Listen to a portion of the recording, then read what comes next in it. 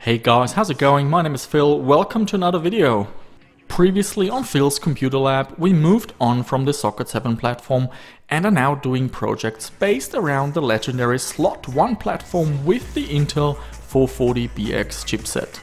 We pay tribute to Intel's very first Slot 1 CPU running at 233 MHz, had a look at boosting DOS graphics performance on certain Intel processors, and I really enjoyed producing the most recent video about gaming on a Nvidia Quadro 2 Pro workstation card and how it compares with a GeForce. The game in the background doesn't need any introduction. It is of course Rockstar Games' GTA 2.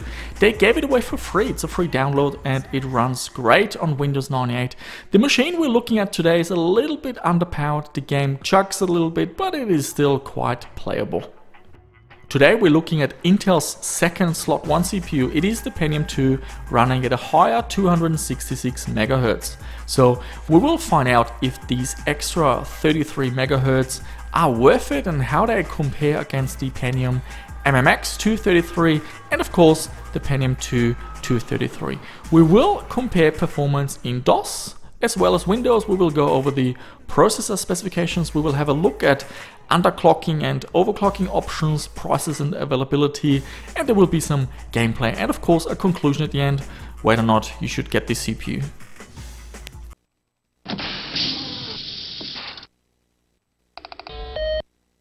Let's have a look at some DOS gameplay. We've got System Shock running at 640 by 480. The game runs pretty well. So this is definitely a machine I would recommend for DOS gaming at 640 by 480. A quick note on the sound and the music. The sound effects work great with the Turtle Beach Santa Cruz sound card. However, the FM music sounds horrible. I had to turn it off.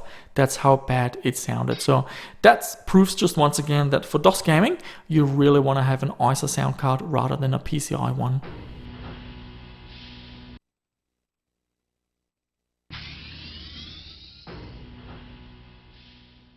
The Pentium 2 266 launched in July of 1997.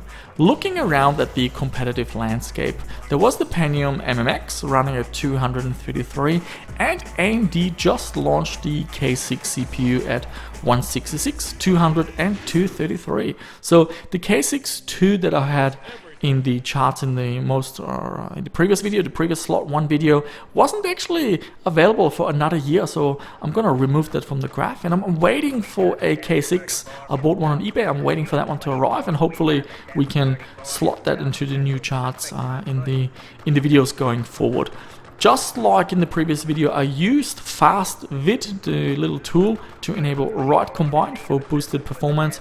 I did a video on this recently, just have a look down below in the description if you're not sure what that is. The Pentium 2 266 runs at a 66 MHz frontside bus, has a 4x multiplier, which gives it the final clock speed of 266. It is the second fastest CPU with the ClamF core and is produced in the larger 350 nanometer process. This means the TDP is around 38 watts, so you will definitely need some decent cooling. I only have a very basic cooler, so I just put a 120mm fan near it to keep the temperatures in check.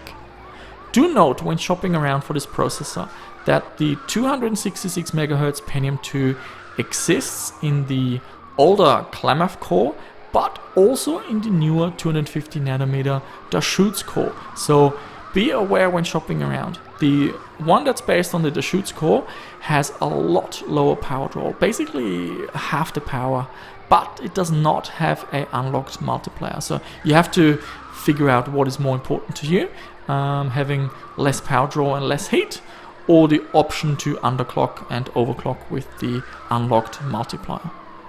In terms of prices, back in the day, this CPU cost $850 when it launched. That is quite expensive. In today's money, we're talking $1,300. Looking at prices on eBay, this CPU is really easy to find. I found listings between $10 to $15 on eBay, and I had a look at some sold auctions, and usually these CPUs sell between $10 and $20. Well done. I'm uploading some more modules.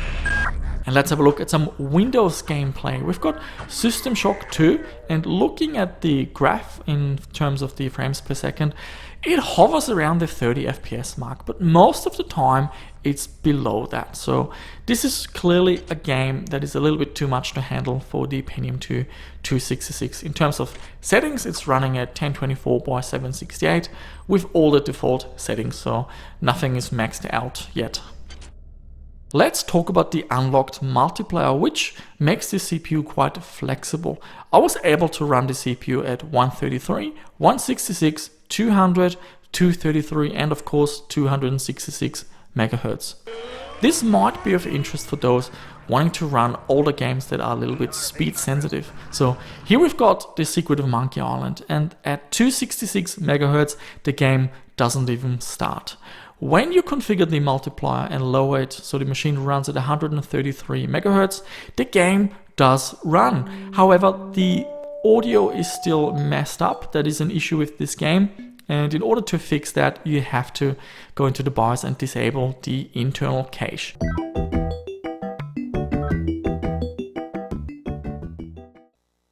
Now the unlocked multiplier also gives us options to overclock. So the first thing I wanted to attempt was setting the frontside bus to 100 MHz and using a 2.5x multiplier to get a clock speed of 250 MHz. So I thought, well, with the higher frontside bus and running at 250 instead of 266, we should still get better performance. So let's have a look at some results.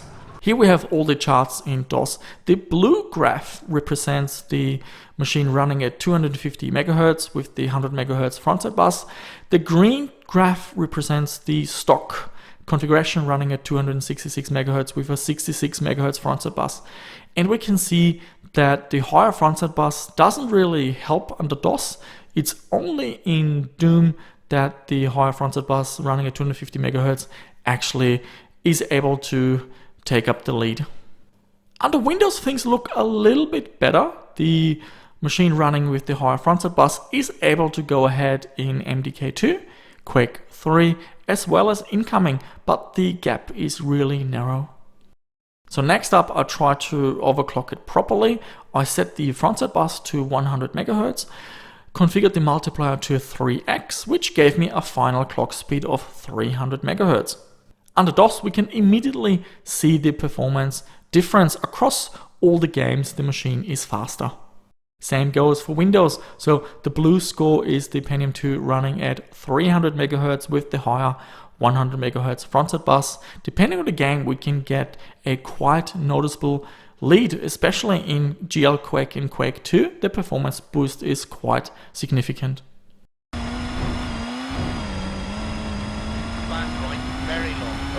And the next game, we've got V-Rally 2. Now this game only supports 640 by 480 through the menu. However, in one of my recent videos, one of my viewers told me to check out configuration files and see if I can edit a custom resolution. So I went to the PC Gaming Wiki, and sure enough, I found a tweak. You just had to edit a config file, and voila, it runs at 1024 by 768. In terms of frame rates, it is under 60 FPS, hovering around the 45-50 FPS mark. Pretty playable. The game does seem to run quite fast, a little bit sped up, but I'm not sure. I haven't played this game before. So if you know V-Rally 2, let me know if the game is supposed to run this quick. Let's have a quick look at the system I'm using to do all these benchmarks. For the slot 1, we've got the 8-bit BH6, and for the socket 7 platform, we've got the Gigabyte GA5AX. We've got the two Pentium 2s, 233 and 266, and we've got the Pentium MMX running at 233. For the RAM, on the socket 7 platform, we're using 128 megabytes because of the cacheable size, and on the slot 1 machine, we're using 256 megabyte. We're using an NVIDIA Quadro 2 Pro on both machines, a Turtle Beach Santa Cruz PCI sound card, and the 16 gigabyte SanDisk Ultra SD card in an SD to ID adapter. And the operating system is Windows 98 SE, including the MS-DOS mode for the DOS benchmarks. So let's have a look how the Pentium 2 266 compares against the Pentium 2 233 and the MMX 2 233. In 3D Bench, we can see there's a nice little boost in performance. Same goes for Chris's 3D Bench. In PC Player Benchmark, we can see the same thing, and also at the higher resolution. In Doom, something interesting is going on. The Pentium MMX is faster than both of these CPUs. In Quake, again, the higher clock speed takes the lead. Same goes for Quake running at the higher resolution. And Duke Nukem 3D is another game that happens to run faster on the Pentium MMX. So to summarize it, it is the fastest DOS processor, and in some games it is pretty much twice as fast as the MMX 233. However, Doom and Duke Nukem, they stand out a little bit. For some reason, the good old Pentium MMX is faster in those two games. Under Windows, the trend continues. In 3D Mark 2000, the 266 MHz clock speed is able to pull ahead. Same goes for incoming. Let's have a look at GL Quake, 118 frames instead of 101. That's quite an improvement. Same goes for Quake 2. We have a look at the Quake 2 running with the software render, 15 frames instead of 13.3. In Quake 3, once again, we can see a nice little boost in performance. Same goes for MDK2. And in Expendable, we can see a boost across the minimum FPS, the maximum FPS, and also the average. So to summarize it, under Windows, it is the fastest CPU so far. In some tests, once again, almost twice as fast as the MMX 233. It is faster than the Pentium 233, but it's not gonna make a huge difference. So if you're playing a game that struggles on the 233, it will still struggle on the 266. So let's summarize all the findings. This is a solid retro gaming CPU. There's good availability. You should be able to get it at a really low price. It's got an unlocked multiplier, which gives you options for underclocking to play older games, as well as overclocking and using that 100 MHz frontside bus. Performance in DOS is great, especially at 640 by 480, thanks to the memory type range registers that this processor supports. Make sure you load FastVid to get the most out of DOS performance. For later games, however, this CPU seems to be a little bit underpowered. We saw it in System Shock 2. 30 FPS is not a performance that I would be comfortable playing this game at. Also, the CPU is not much faster than the Pentium 233, and using the larger 350nm process, it does consume more power, so that means you need a better cooler, maybe a higher fan speed, and that translates into more noise.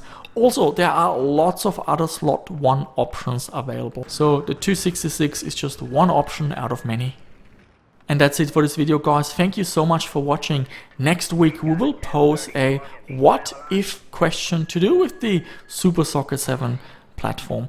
As always, hit that like or the dislike button. If you haven't subbed to my channel, please do so. Make sure you get all the updates, and leave a comment down below. Did you have a Pentium 2 266, or what are your experiences with the Slot 1 platform in general? That's it, guys. Thank you for watching. See you soon.